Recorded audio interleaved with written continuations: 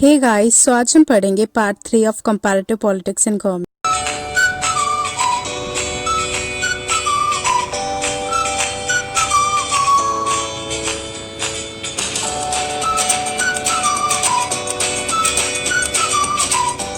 So before starting comparative politics in government part 3rd, let me just remind you what we have covered in part 2.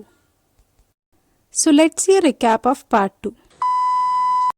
हमने part 2 में comparative politics के different phases देखे थे। हमने देखा था कि प्री मॉडर्न टाइम्स में कंपैरेटिव पॉलिटिक्स की क्या फीचर्स थे, वो चीज़ हमने कवर कर ली थी।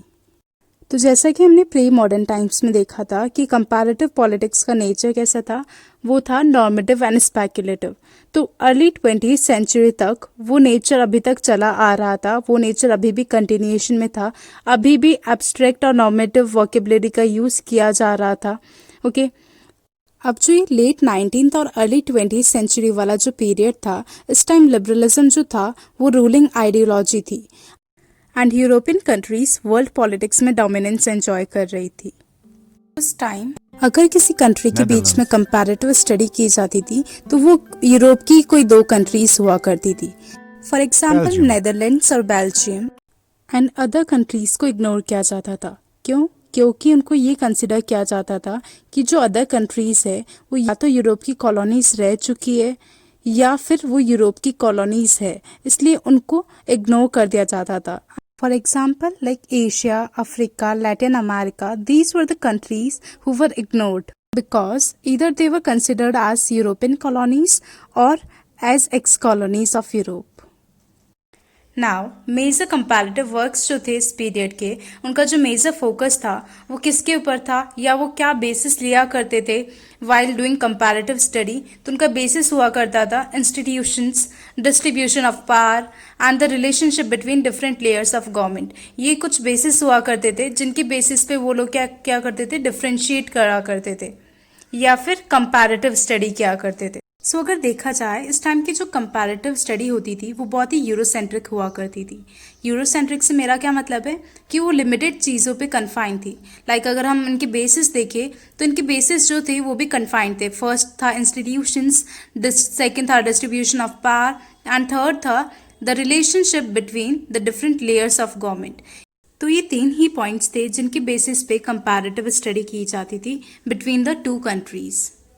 सो ये कहना गलत नहीं होगा कि इस टाइम की जो स्टडीज़ थी वो जेन्युइनली कंपैरेटिव नहीं थी। Why so? बिकॉज इस टाइम की जो स्टडीज़ थी कंपैरेटिव स्टडी, उसने क्या किया था, बहुत सारी ऐसी चीज़ें थी जिनको नेग्लेक्ट कर दिया था। फॉर एग्जाम्पल बहुत सारी ऐसी कंट्रीज़ थी जिनको नेग्लेक्ट कर दिया गया था क्योंकि उस टाइम पे कंपैरेटिव स्टडी का जो फोकस हुआ करता था वो ओनली यूरोप कंट्रीज़ के ऊपर ही था। एंड बहुत सारे ऐसे पॉइंट्स थे जिनकी बेसिस पे कंपैरेटिव स्टडी की जा सकती थी। सो इस पीरियड की जितनी भी हिस्ट्री है उसने क्या करा, यूरोप को अपने सेंटर पे रखा और उसने यूरोप पे ज़्यादा फोकस किया और रेस्ट ऑफ द वर्ल्ड को इग्नोर कर दिया। तो उसकी कुछ रीजंस ये भी है क्योंकि उन्हें लगा कि जो रेस्ट ऑफ द वर्ल्ड है उनकी कोई हिस्ट्रीज नहीं है। सो अब तक हमने देखा अर्ली 20th सेंचुरी तक कैसे क्या चल रहा था, कैसे कंपैरेटिव स्टडीज़ की जाती थी, उनका फोकस क्या रहता था, वो सब चीज़ें हमने देखी।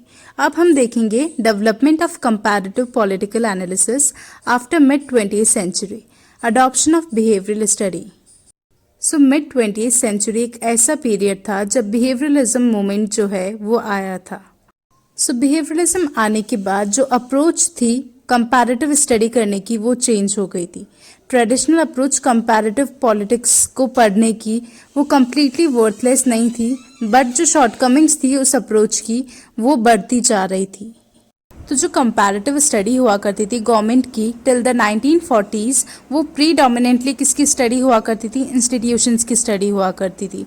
मैंने आपको पहले भी बताया था किन बेसिस पे कंपैरेटिव स्टडी की जाती थी, दैट इज़ इंस्टीट्यूशंस की बेसिस पे, डिस्ट्रीब्यूशन ऑफ पावर के बेसिस पे या फिर relationship between the different layers of government, इसके बेसिस पे कंपैरेटिव स्टडी की जाती थी। तो अब तक यही चल रहा था, बट अब कंपैरेटिव स्टडी करने का फोकस जो है वो चेंज हो गया। Now in the middle of 1950s क्या हुआ, एक पावरफुल क्रिटिक सामने आया of the institutional approach.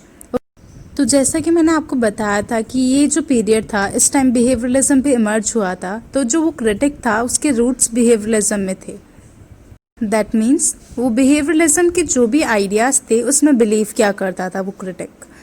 Now behaviourism था क्या, उसका एम क्या था?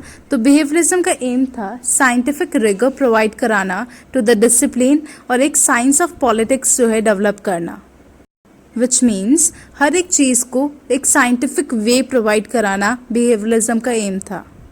तो जितने भी बिहेवियरिस्ट थे उन्होंने क्या किया, उन्होंने सोशल रियलिटी को स्टडी करने की कोशिश की। उन्होंने कुछ ऐसे क्वेश्चंस का आंसर पता लगाने की कोशिश की, जैसे कि why people behave politically as they do and why as a result political process and system function as they do, कि लोग ऐसे पॉलिटिकली बिहेव क्यों करते हैं। तो ये जो वाई क्वेश्चंस थे इनका आंसर्स ढूंढने की बिहेवियरिस्ट ने कोशिश की।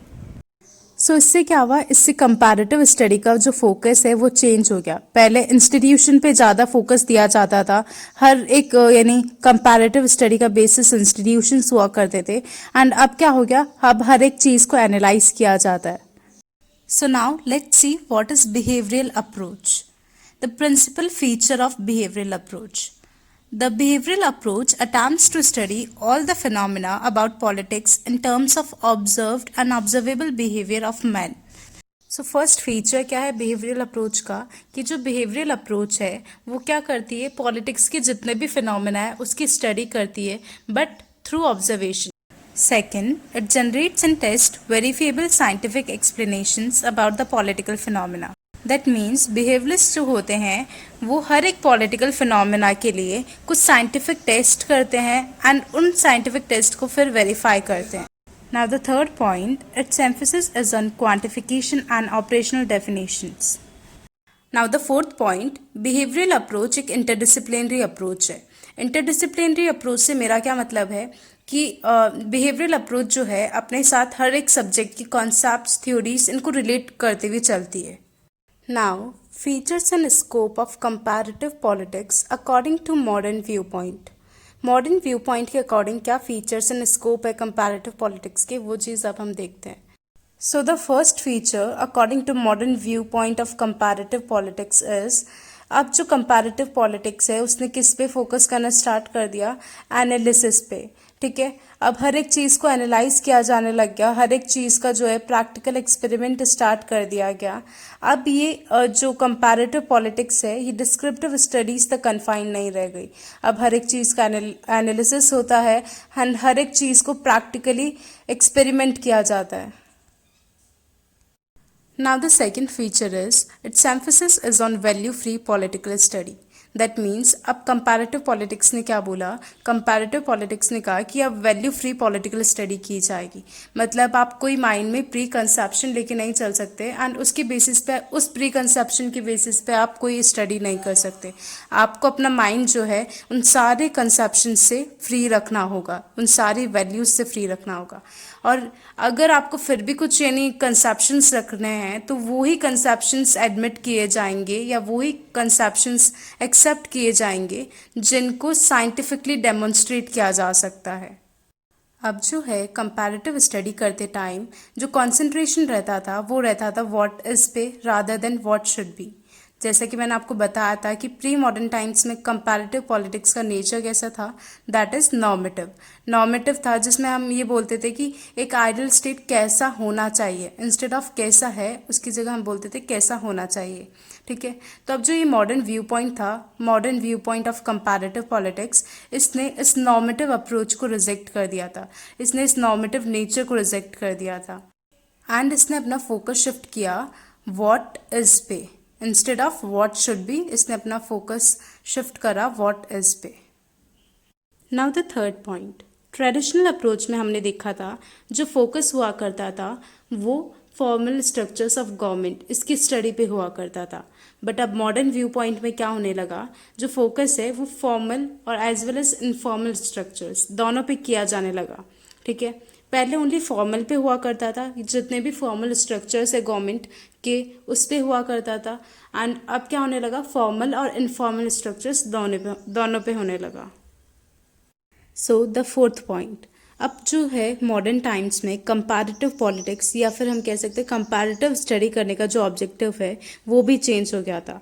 पहले जो है प्री मॉडर्न टाइम्स में क्या ऑब्जेक्टिव रहा करता था कि आपको सिमिलरिटीज़ और डिससिमिलरिटीज़ जो है डिफरेंट पॉलिटिकल सिस्टम की वो फाइंड आउट करनी है, आपको क्लासिफिकेशंस करना है। बट अब क्या ऑब्जेक्टिव होगा, अब क्या ऑब्जेक्टिव हो गया, आपको एक थ्योरी ऑफ पॉलिटिक्स बिल्ड करनी है और आपका मेन पर्पस क्या होगा, कॉन्सेप्ट्स आपको डेवलप करने हैं, अप्रोचेस आपको डेवलप करनी है और थ्योरीज डेवलप करनी है जो कि यूज़ आ सके साइंटिफिक थ्योरी बिल्डिंग के लिए।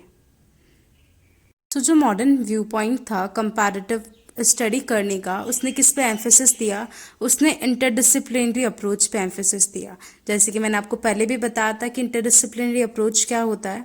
उसने बोला कि आपको पॉलिटिक्स पढ़नी है but other social science subjects जैसे कि इकोनॉमिक्स, एंथ्रोपोलॉजी, इन सबको साथ में लेके आपको पॉलिटिक्स की स्टडी करनी है। ठीक है, इन सब के जो कॉन्सेप्ट्स होंगे, इन सब की जो थ्योरीज होगी, इन सब के जो अप्रोचेज होंगे इन सारे सब्जेक्ट्स के, उन सबको साथ में लेके आपको पॉलिटिक्स की स्टडी करनी है।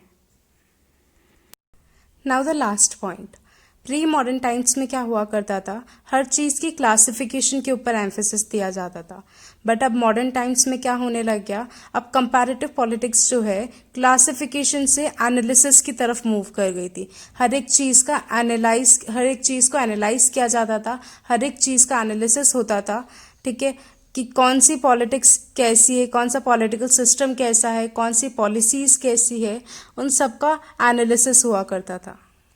So that's it for the video. To watch part 1 and part 2, click on the videos and subscribe to my YouTube channel by clicking on the icon. Thank you.